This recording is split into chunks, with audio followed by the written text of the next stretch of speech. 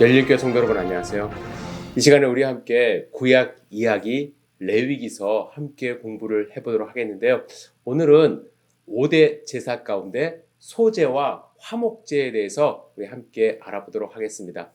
레위기서 2장에 소제에 대해서 말씀을 하고 계시는데요. 이 소제는 다른 제사와 달리 피 없이 곡물로 드리는 제사입니다. 여러분들 꼭 기억하세요.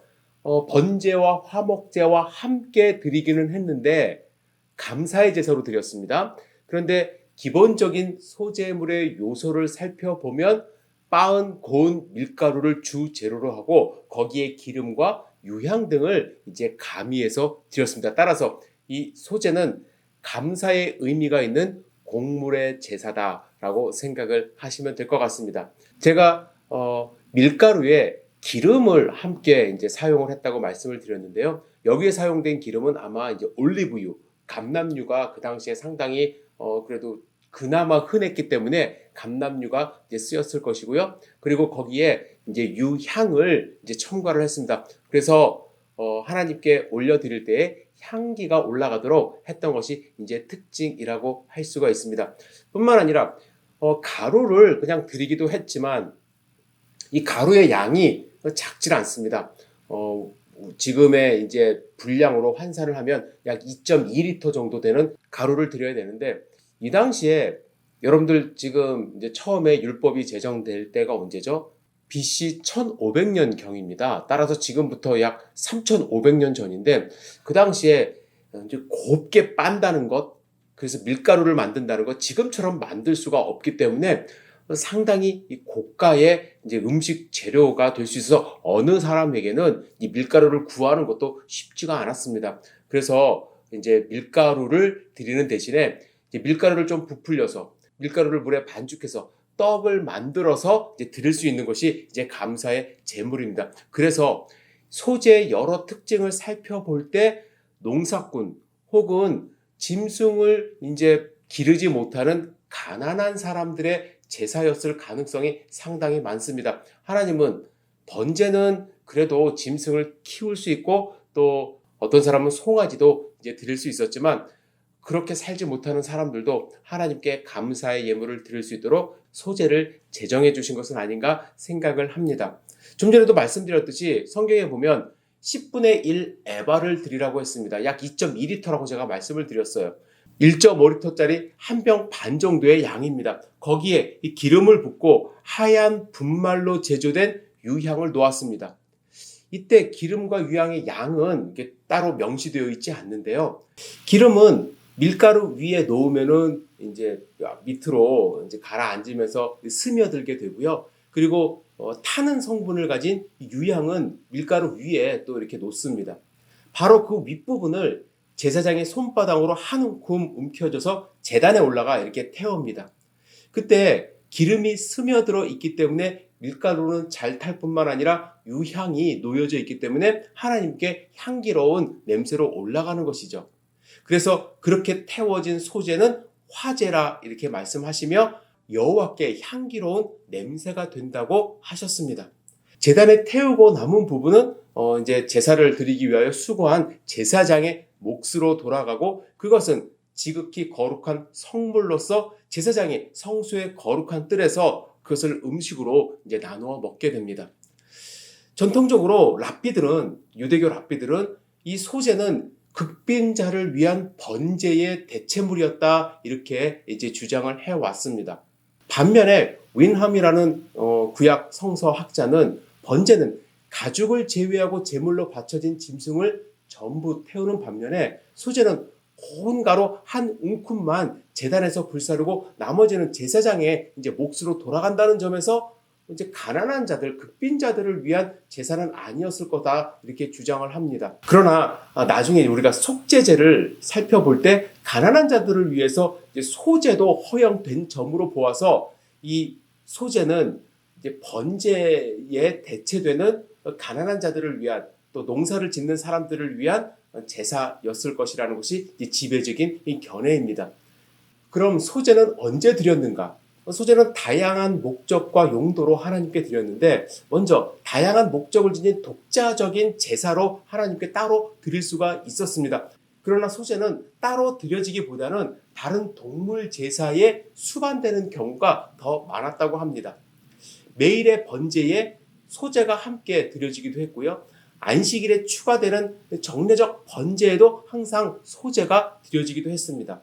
떡과 고기를 함께 필요로 하는 화목제나 정결 의식과 같은 특별한 목적의 희생 제사의 부수적인 제물로, 또한 여러 동물의 희생 제사 및 전제를 드릴 때 풍성한 축제의 제물로 소재가 함께 드려집니다.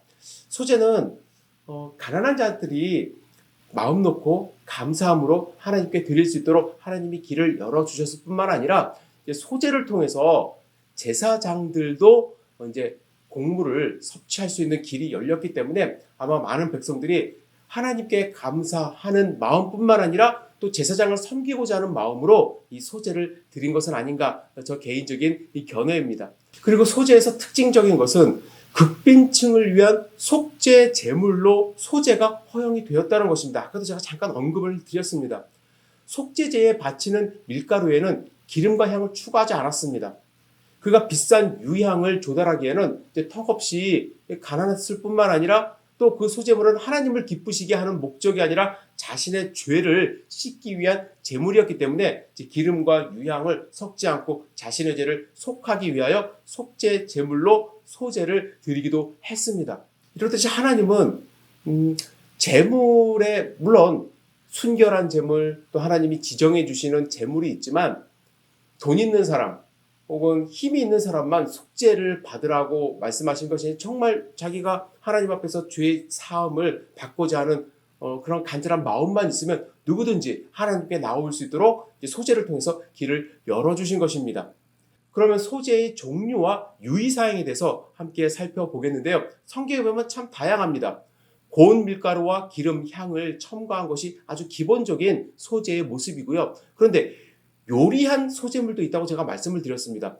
밀가루 자체가 워낙 귀하기 때문에 그 양이 작은 것이 아니거든요. 그래서 요리를 해서 떡을 드리는 경우도 있습니다. 그래서 화덕에 구운 것, 기름을 섞은 것, 기름을 바른 것, 또 철판에 붙여진 것, 남비에 요리한 것, 화덕에 굽거나 철판에 붙이거나 남비에 요리한 것, 각 가정에 하나씩은 있을 법한 세 가지 다 있는 경우도 있겠지만 하나 정도는 있을 법한 요리 도구입니다. 거기에 정성껏 요리를 해서 하나님께 드릴 수 있도록 하나님이 길을 열어주셨습니다. 소재에서 중요한 점이 있습니다. 주의할 점인데요.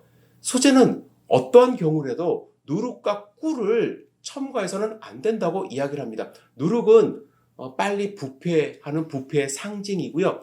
꿀은 맛이 있기는 하지만 이 당시에 사용된 꿀은 우리가 그 벌꿀에서 채취한, 그건 잘 썩진 않는데 많은 경우에 어떤 꿀을 사용했냐면 이제 과일에서 나오는 그러한 꿀을, 단물을 꿀로 사용했다고 합니다. 만약에 이것을 사용하면 금방 부패해 버리기 때문에 하나님은 부패되는 것을 막기 위하여 누룩과 꿀을 첨가하는 것을 금지하셨고요. 대신에 소금은 반드시 넣으라고 했습니다. 왜냐하면 소금은 누룩과 정반대로 정결함을 의미하고 부패되지 않는 것을 상징하기 때문에 그렇습니다. 고대 근동에서는 이 소금이 상당히 귀중했고 또 부패되지 않는 것을 그들이 알고 있어서 충성 맹세에 많이 사용이 됐다고 합니다. 예를 들면 바벨론에서는 부족 간의 동맹을 맺기 위해서 양자가 서로 소금을 먹었다고 하고요. 페르시아 왕실에서는 신하들이 왕 앞에서 충성을 맹세하면서 소금을 먹었다고 합니다.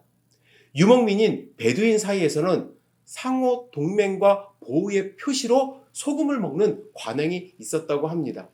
우리 사이에 소금이 되었다라는 말씀이 성경 가운데 있는데요. 이 단단한 결속력을 의미하는 것입니다. 그래서 하나님 앞에 소금을 이제 섞어서 드렸다는 것은 소금 언약, 변치 않는 언약이라는 것을 상징하기 위해서 소금을 첨가했다고 여러분들 생각하시면 됩니다. 소재에 대해서 간략하게 말씀을 드렸고요. 이제 레위기 3장에 나타나는 화목제에 대해서 말씀을 드리고자 합니다.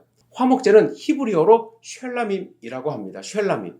이것은 분명히 샬롬과 이제 연관이 되어 있는 단어라고 이제 많이 추측을 하는데요. 샬롬은 무엇입니까? 평화입니다. 하나님과 평화로운 관계가 되었음을 감사드리기 위하여 드리는 제물이에요. 하나님과 화목하기 위하여 드리는 제물은 속죄제, 속건제 혹은 번제가 될 수 있는데 그것을 통해서 이미 하나님과 화목한 관계에 감사하며 기쁨으로 드리는 것이 이 화목 제물이라고 할 수가 있습니다. 그리고 이 화목제의 특징은 무엇이냐면 하나님께 그 제물의 일부분을 드리고 나머지는 제사자가 가지고 와서 가족 혹은 공동체와 음식을 해가 지기 전까지, 다음 날이 되기 전까지 다 나누어 먹어야만 했습니다. 하나님 앞에서 이제 영적인 잔치를 베풀며 사람들과 고기를 나누는 목적이 있는 것이기 때문에 소, 양, 염소, 암수 구분 없이 하나님께 화목 제물을 드릴 수가 있었던 것입니다. 여기에 비둘기는 제외되었습니다. 왜냐하면 고기를 나누어 먹는데 이제 비둘기 누구하고 나눠 먹을 만한 양이 안 되기 때문에 이제 비둘기는 제외가 되었고요. 그리고 화목제는 의무적으로 드리는 것이 아니라 정말 감사하는 마음이 생긴 사람들이 어떠한 가정의 가장이 또 어떠한 그 마을의 이제 마을의 부자가 우리 동네에서 정말 기쁨으로 함께 잔치하고 싶다. 그러면 하나님 앞에 화목제를 드리고 그 남은 음식으로 함께 잔치를 했던 것입니다. 이때 하나님께 이제 바치는 부위가 있는데 하나님은 이제 고기 부분은 화목제에서 안 받으셨어요. 내장 부위의 기름덩어리, 두 콩팥, 그리고 간엽을 받으셨다고 합니다. 콩팥과 간엽을 바치는 풍속, 왜 다른 건 다 안 받으시고 그것을 받으셨을까? 어떤 혹자들은 이렇게 이야기합니다. 인간의 감정이 가장 많이 집약되어 있는 기관이라고 이제 고대 사람들은 생각을 했대요. 그래서 그것을 사람들의 감사하는 마음을 담아서 이제 올려드렸다. 그리고 내장 부위의 기름덩어리, 그것은 잘 탈 뿐만 아니라 연기를 많이 내서 향기로운 제물로 하나님께 올려드리는 그러한 역할을 하기 때문에, 그리고 사람들이 먹어봐야 내장의 기름은 좋지 않기 때문에 하나님이 향기로운 제물로 그것을 받으셨다, 이렇게 이야기를 합니다. 그런데 레위기서 3장 9절에 보면 참 특이한 규정이 하나 있는데요. 양의 경우에 미골에서 뺀 기름진 꼬리를 잘라 바치라는 규정이 있었다고 합니다. 왜 이런 규정이 있을까? 지금 우리가 보는 양에는 이제 꼬리가 무슨 기름진 것 같지가 않은데, 여러분, 그 당시에 팔레스타인 양은 꼬리가 두툼하고 묵직한 것이 특징이었다고 합니다. 지금하고 좀 많이 달랐을 것 같아요. 그래서 거기엔 좀 기름진 부위가 있었고 또 잘 타는 그러한 성질의 기름이 있었기 때문에 그 부위는 특별히 하나님께 잘라드렸다고 합니다. 사람이 먹기에는 좀 안 좋은 그런 부위였기 때문에 특별히 지정해서 하나님께 올려드리라고 이제 말씀을 한 것이죠. 여러분들이 그렇게 생각을 하시면 될 것 같습니다. 그리고 이렇게 기름과 일부 내장을 제외한 나머지 부분들은 제사장에게 좀 드리고요. 나머지 부분은 제사 드린 사람이 가지고 가서 가족과 이웃과 함께 나누어 먹었습니다. 제사장의 몫은 가슴과 오른쪽 뒷다리, 그리고 나머지 모들은 제사자의 몫이었다고 이제 말씀을 합니다. 그러면 화목제는 언제 드리는가? 번제와 마찬가지로 화목제 역시 자발적인 제사였습니다. 죄를 범해서 그 죄를 속하기 위해서 드리는 제사가 아니었기 때문에 원하면 언제든지 화목제 제물을, 짐승을 바치는 제사를 드릴 수가 있었습니다. 화목제는 월삭이나 오순절 같은 일부의 절기에 공적인 제의로 바쳐지는 경우, 그때는 온 나라가 이제 잔치를 하는 거겠죠. 그 경우를 제외하면 매우 사적인 성격이 강한 제사였습니다. 민수기서 29장 39절을 따르면 절기마다 바쳐진 화목제는 절기법으로 규정되기보다는 잔치를 위한 자발적 제사였음을 이제 말씀하고 계시고요. 그리고 특별한 행사나 국가적 행사에서도 이제 화목제를 풍성하게 드림으로써 많은 사람들이 그 잔치에 참여할 수 있도록 길을 열어주셨습니다.